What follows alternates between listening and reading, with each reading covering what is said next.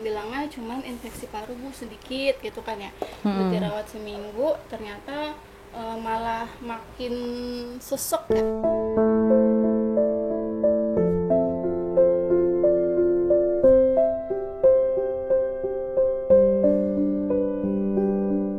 Dokter mendiagnosa bahwa ada pembengkakan jantung ya. Jantungnya bocor.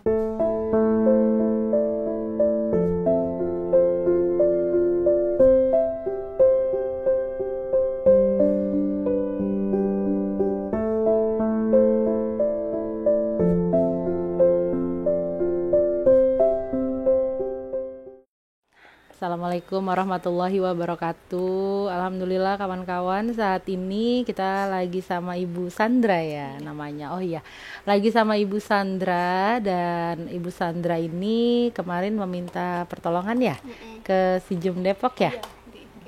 Oh di DM Awalnya ya. DM di IG. Oh terus ke adminku ya di WA ya. Balas sama adminnya. Nah, jadi Ibu Sandra ini mempunyai seorang anak yang sangat ganteng, ya. Ini luar biasa ini anaknya luar biasa ini ya. Boleh diceritain nggak Bu? Anaknya siapa namanya? Namanya Askar. Namanya 2 tahun, 2 Askar. bulan. Oh, umurnya 2 tahun 2 bulan. Nah, Askar ini sakit apa Bu? Waktu itu kan dia masuk rumah sakit tuh dirawat tuh seminggu kan, bilangnya Umur berapa itu? itu umur setahun. Dirawat bilangnya cuman infeksi paru Bu sedikit gitu kan ya. Udah dirawat seminggu ternyata malah makin sesek ya. Terus saturasi oksigennya malah makin turun. Setelah berapa minggu dirawat? Udah seminggu dirawat. Akhirnya Bu, ini dirujuk ya katanya gitu. Takutnya mungkin apa antibiotiknya nggak cocok atau apa gitu kan. Akhirnya dirujuk, dapet di Tarakan waktu itu. Dari Tarakan kan begitu diperiksa, Bu kayaknya ini ada masalah di jantung, dah kita rekam jantungnya gitu kan. Pas begitu rekam jantung, Bu kayaknya ini ada kelainan jantung, nanti kita langsung echo. Nah echo itu ketahuan, bilangnya Bu ini ada kelainan jantung, jantungnya bocor, dan kayaknya katupnya itu juga udah sempit ya, jadi peredaran darahnya itu kan gak lancar, jadi dia bengkak gitu. Ini kita langsung merujuk ke Harapan Kita ya Bu gitu. Sana kan, iya sana kan pusat jantung. Saya bikin rujukan langsung ke sana. Ya udah saya langsung ke sana. Oke. Lalu setelah itu, setelah dirawat 1 minggu ya di rumah sakit, lalu dirujuk ke Harapan Kita. Di situ awalnya ke Tarakan ya, dari Tarakan ke Harapan Kita. Nah, di situ baru ketahuan apa tuh Bu? Pas di Harapan Kita itu kan juga ketemu dokter jantungnya kan, ini kenapa Bu gitu dirujuk sini. Nggak tahu Dok, bilangnya dari Tarakan ada kelainan jantung, bilangnya jantungnya bocor, makanya saya kesini. Akhirnya kan di echo juga dan hasilnya iya, dan itu sekitar 5 mili bocornya. Tapi alhamdulillahnya itu bocornya itu bukan dari darah kotor ke darah bersih, tapi dari darah bersih ke darah kotor. Makanya jadi mungkin belum terlalu bahayanya di situ gitu, cuman emang udah bengkak. Nah terus ya udah Bu, kita ini Ibu saya kasih rujukan buat tes darah katanya gitu kan. Saya naik tuh ke lantai 2 buat tes darah. Tapi pas lagi nunggu tes darah itu kan dia nggak demam, tiba-tiba begitu kejang-kejang, tiba-tiba dia kejang-kejang. Akhirnya langsung dibawa ke IGD. Nyampe IGD, masuk rawat inap, terus di apa sih itu namanya, apa kalau inian kepala, EEG ya. EEG. Iya, di EEG ternyata hasilnya dia ada epilepsi juga di situ. Akhirnya ada segala MRI, ternyata otaknya itu nggak tumbuhnya tuh nggak sesuai usianya. Jadi kayak ada ruang kosong gitu. Jadi otaknya itu nggak full seitunya gitu. Jadi mungkin secara IQ-nya dia terlambat, makanya belum bisa jalan apa gitu segala macem gitu. Terus beratnya itu juga nggak sesuai sama usianya kan, beratnya tingginya, jadi dia udah masuk ke gizi buruk. Terus akhirnya dirujuk ke polinutrisi. Dari nutrisi ya udah dikasih resep susu yang khusus untuk naikin berat kan saya disuruh milih tuh mau Nutren, Pedia Komplit atau SGM Optigrow. Awalnya saya pilih Nutren karena di Raja Susu kan nggak ada, selain itu nggak ada, adanya Nutren. Tapi lama-lama kebobolan lama-lama keuangannya kebobolan, saya nggak Emang sanggup. nutren itu berapa harganya? Nutren itu sekaleng yang 400 gram itu 165-an gitu. Kalau Berapa gram? 400 gram.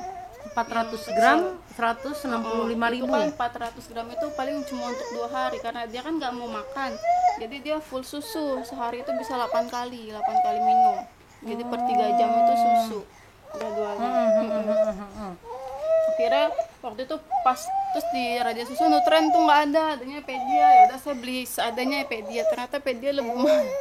Pedia tuh 185, tapi waktu itu nggak ada. Terus di apotik bapaknya beli tuh sampai 200 lebih gitu. Jadi kadang saya kalau lagi nggak ada duit, duitnya habis, saya kasih susu biasa tuh. Waktu itu pernah saya nyoba kan, saya kasih Vidoran lah, terus Lactogen ya. Ternyata dia Terus no mencret, malah mencret. Terus akhirnya malah mencret.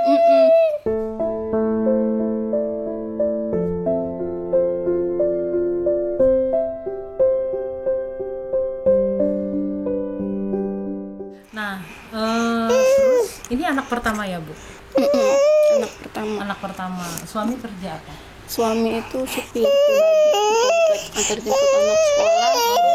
Kadang kalau sore suka disuruh jemput ibunya kerja di Sudirman. Jadi kadang kalau lagi lembur bisa jam 10, kadang kalau hari Jumat bisa sampai jam 12 malam baru pulang.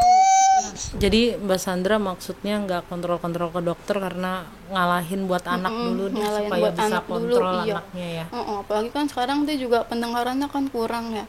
Jadi harus pakai alat bantu dengar. Kemarin kan saya nanya tuh sama yang pakai, Bu, itu belinya berapa gitu kan.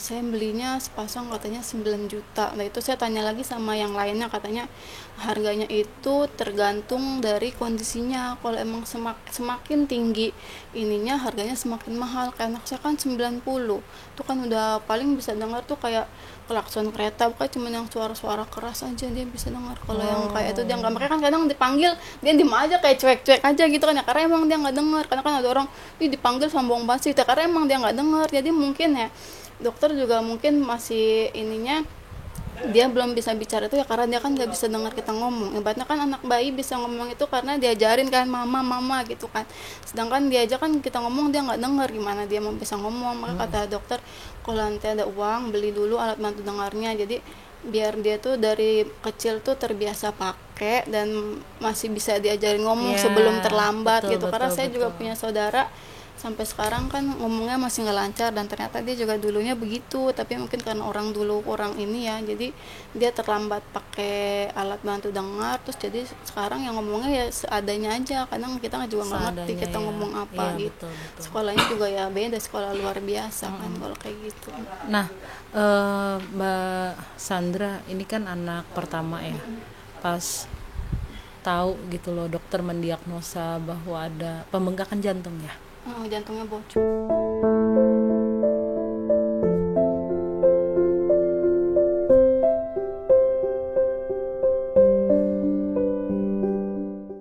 Terus, tapi ibu bangga gak sih sama Askal?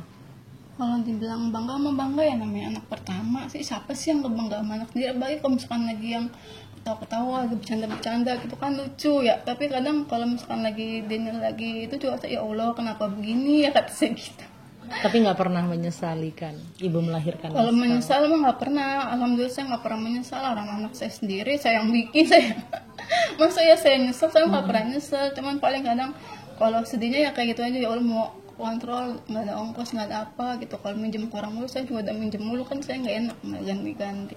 Tapi udah pinjem ke sana ke sini juga ya? Udah, saya juga sebenarnya udah pinjam kemana-mana. Kalau bilang utang ada utang kan, malah utang mah ada, Bu, sama saudara juga ada gitu. Cuman kan kadang saya kalau mau minjem lagi kan gak enak ya. Nah gitu kan kadang keadaan saudara saya juga kan ibaratnya sama lah kayak saya gitu. Jadi mau minjem ke orang lain juga kan gak mungkin gitu. Terus kan biasanya di lingkungan kita kan kalau ada anak yang sakit itu kan pasti disangkut pautin sama dulu hamilnya begini sih, atau enggak malah ngeledekin, atau enggak malah ngehina. Saudara sendiri enggak? Juga ada yang begitu, ada, bahkan saudara sendiri juga ada yang kayak gitu. Kadang gini, Kan ada tuh sepupu saya tuh punya anak juga sama 2 tahun si Saka ya, kadang gini, Saka mah ini nih emaknya nih pinter nih harusnya, atau gemuk mau makan apa gitu ya. Kadang terus ada yang ngebelain saya tuh tetangga gini, lah lu mah aneh gitu, anak sehat sama anak sakit dibandingin, lu jangan ngebandingin anak sehat sama anak sakit.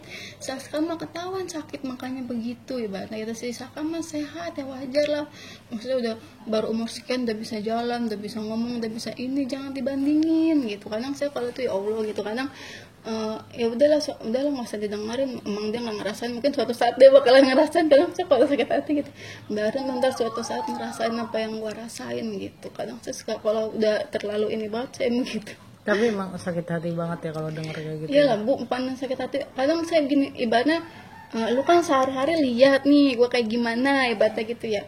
Kalau kenapa lu ngomong gitu, ibaratnya kalau lu orang lain jauh nggak tahu gua sehari-hari gimana, lu ngomong gitu gua masih bisa terima, masih wajar karena lu nggak tahu. Tapi kan ini setiap hari lu ngeliat situ gua gimana, anak gua gimana, ibaratnya gitu ya kasarnya.